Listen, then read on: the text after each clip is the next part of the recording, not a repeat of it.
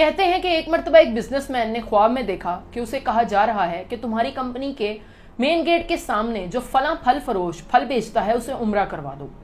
جاگنے پر business man کو وہ خواب اچھی طرح یاد تھا، لیکن اس نے اسے اپنا وہم سمجھا اور خواب کو نظر انداز کر دیا۔ لیکن اگلے 3 روزوں سے مسلسل وہی خواب آنے لگا، تو اس نے ایک امام سے رابطہ کیا اور اسے اپنا سارا خواب بتایا۔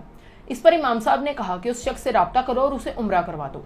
اس پر بزنس مین نے اپنے سیکرٹری سے اس پھل فروش کا نمبر معلوم کرنے کے لیے کہا اور اگلے ہی روز اس سے رابطہ کیا اور اسے فون کر کے کہنے لگا کہ مجھے خواب میں تمہیں عمرہ کروانے کے لیے کہا گیا ہے، میں جتنی جلدی ہو سکے اس نیک کام کو کرنا چاہتا ہوں۔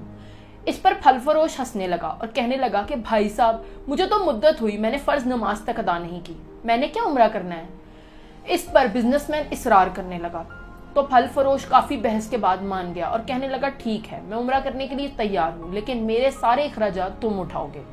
اس پر بزنس مین راضی ہو گیا اور دونوں نے ایک دوسرے سے ملنے کے لیے مقررہ وقت طے کر لیا۔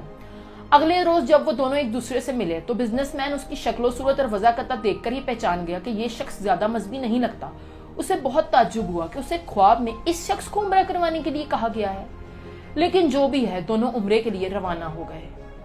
وہ دونوں میقات پہنچے، انہوں نے غسل کیا، اس کے بعد احرام باندھا اور اس کے بعد وہ حرم کی طرف روانہ ہو گئے۔ بیت اللہ پہنچ کر انہوں نے طواف کیا، اس کے بعد مقام ابراہیم پر 2 رکعت نفل ادا کیے، صفا مربع کا چکر لگایا، سر منڈوایا اور اس طرح ان کا عمرہ مکمل ہو گیا۔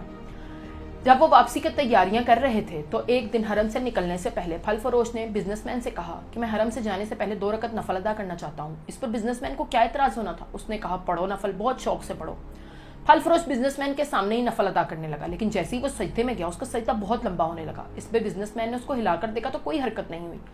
بزنس مین کو احساس ہوا کہ پھل فروش کی روح تو حالت سجدہ میں ہی پرواز کر چکی ہے۔ اسے پھل فروش کی موت پر بہت رشک آیا اور وہ کہنے لگا کہ کاش ایسی موت مجھے نصیب ہوتی۔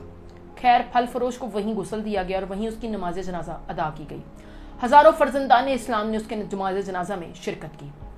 پھل فروش کے گھر والوں کو بزنس مین نے اطلاع دے دی تھی اور اس کے گھر کا سارا خرچہ اس نے اپنے ذمہ لے لیا۔ اب جب وہ ملک پہنچا تو وہ اس کی بیوی کے پاس تعزیت کرنے گیا اور اس سے کہنے لگا کہ تمہارے شوہر نے ایسا کون سا نیک کام کیا تھا کہ اس کا اتنا عمدہ انجام ہوا اور اسے سجدے کی حالت میں موت آئی۔ اس پر اس کی بیوی کہنے لگی کہ بھائی صاحب، میرا شوہر کوئی نیک آدمی تو نہیں تھا، لیکن اس کے اندر ایک بہت ہی اچھی عادت تھی۔